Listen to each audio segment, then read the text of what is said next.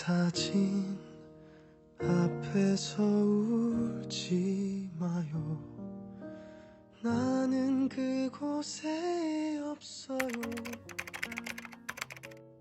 네, 그 당시 대한민국을 가장 떠들썩하게 만들었던 사건들 중 하나였기 때문에 기억을 합니다. 4월에는 엄청 이렇게 모두 알만한 날이 없어서 세월호 사건이 가장 더 기억에 남는 것 같습니다. 그때 막 희생자 수도 많고 워낙 큰 사건이어서 잊혀지진 않는 것 같아요. 세월호 사건의 경우 이제 그 시대에 대한민국을 너무 강력하게 흔들었던 사건이고, 그 이후에도 추가적인 논쟁 등의 뉴스가 계속 나왔기 때문에 대한민국 국민으로서 당연히 모를 수는 없을 것 같아요.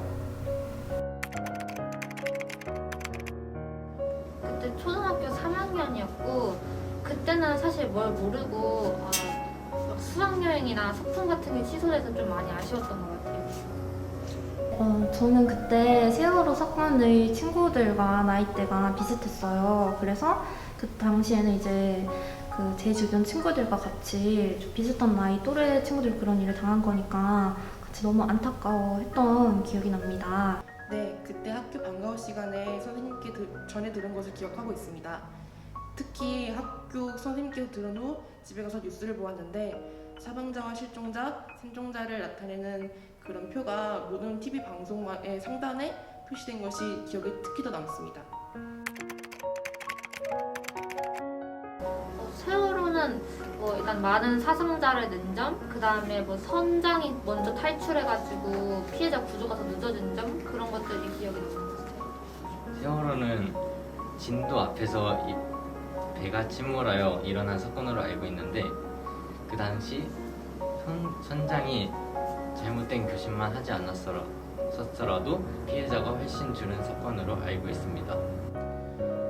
되게 다양한 뉴스들이 많이 나왔고, 처음에는 전원 구조됐다는 기사도 봤었는데 결국 오보인 게 밝혀졌고, 그 이후로도 장기간 관련 뉴스들이 계속 나왔으니까 아무래도 세월호 사고를 잊기는 어려울 것 같아요.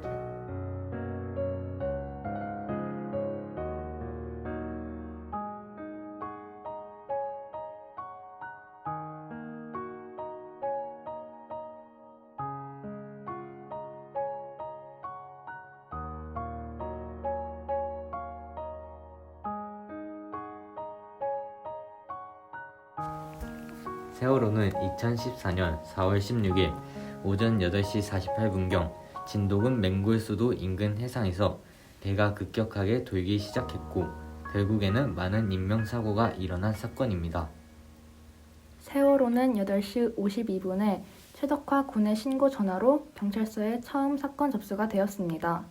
그 후 경찰서로 들어온 승객들의 신고 전화가 끊임없이 이어져 들어왔고, 얼마 시간이 지나지 않은 오전 9시 19분경 YTN의 최초 뉴스 보도로 대한민국 국민들에게 알려지게 되었습니다. 구조 시작은 9시 27분경으로 해경 헬기인 B-511이 3대 정도 현장에 도착하면서 시작되었습니다. 하지만 헬기에 탑승하고 있던 구조사가 선내로 들어가 탈출 지시를 내릴 수 있었음에도 불구하고 선박 바깥쪽에 나와 있던 사람들을 위주로 구조를 시작하여 이 상황이 추후 많은 인명피해를 불러일으키게 되었습니다. 세월호가 좌현으로 40도에서 50도 정도 기울어진 상태인 오전 9시 35분 해경 123정이 사건 현장에 도착하면서 구조는 본격적으로 시작되었습니다. 그러나 해경 123정과 해경의 천천히 구하라라는 구조 방식으로 인해 더 많은 사람들을 구조할 수 있었음에도 불구하고 구해내지 못하는 상황이 발생하게 되었습니다. 오후 9시 54분 선박이 64도 이상 기울어지게 되면서 세월호 자연이 완전히 침수되었습니다.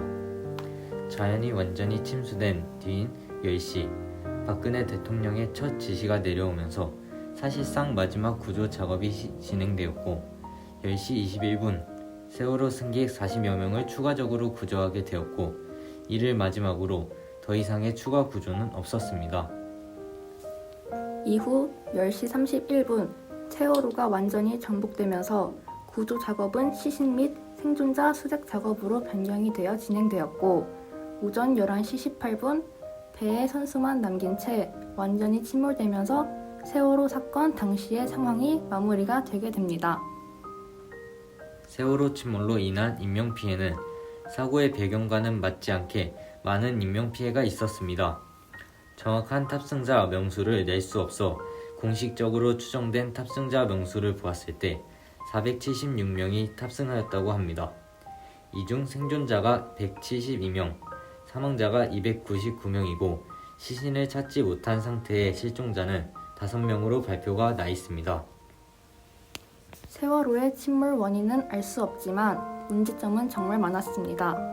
노후 선박인 세월호를 운행하고 올바르게 관리하지 못한 청해진 해운과 사건 당시에 올바른 판단을 내리지 못해 많은 인명사고를 낸 선장과 승무원들, 해양 관련 시설들의 빠르지 못한 구조작업과 정부와 고위직 관료직의 잘못된 대처 등을 말씀드릴 수 있을 것 같습니다. 또한 위 문제점들로 인해 구조작업에서 제일 중요한 부분인 시간이 많이 지체되어 사고 수습의 골든타임을 놓쳤다는 것이 제일 큰 문제입니다.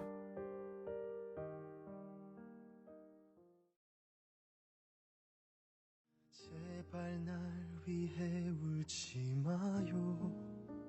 나는 천 개의 바람, 천 개의 바람이 되었죠.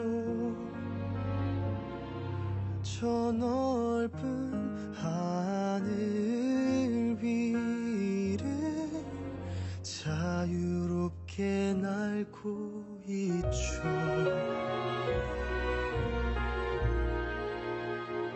가을엔 곡식들을 비추는 따사로운 빛이 될게요.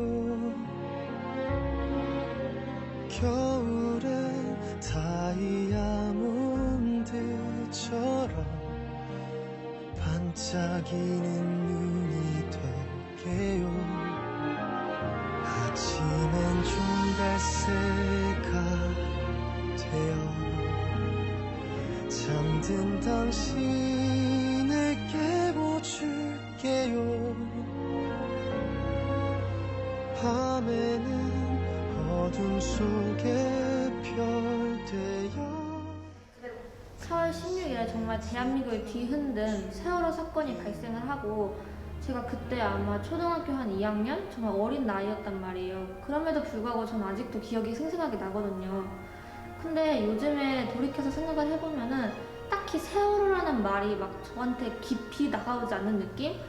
그냥 세월호다, 아 신기하다, 약간 이런 느낌만 들어서 아 이런 거 말고 나 정말 세월호를 정말 진심으로 추모하고 싶다 라는 생각을 해서 이런 영상을 만들게 되었고요.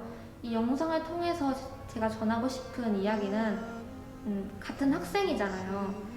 우리가 지금 목에 걸고 있는 학생증의 그런 증명사진들이 그 사람들한테는 영정사진이 된 거나 마찬가지란 말이에요. 그런 의미들을 여러분들도 꼭 한번 되짚어 보셨으면 좋겠어요. 단지 배가 침몰한 사건이 아니라 나와 비슷한 또래 친구들이 희생당한 그런 이야기라고 여러분들이 생각을 하셨으면 좋겠고 관심을 가지셨으면 좋겠습니다. 이번에 세월호 8주기를 맞아서 이런 행사를 기획하게 되었는데요. 그때 당시에 저는 초등학교 4학년이었는데 진도 팽목항에서 직접 본 세월호의 모습이 되게 참혹하고 마음이 아팠어서 지금까지 기억이 남습니다.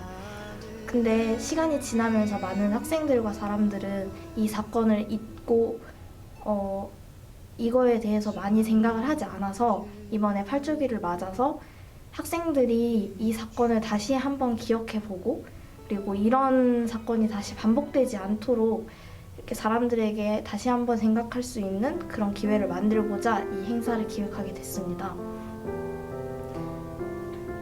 이 영상과 학교에서 실시될 많은 세월호 활동들을 보고 차가운 바닷속에 가라앉은 세월호를 잊지 않고 오래오래 기억을 해주셨으면 좋겠습니다.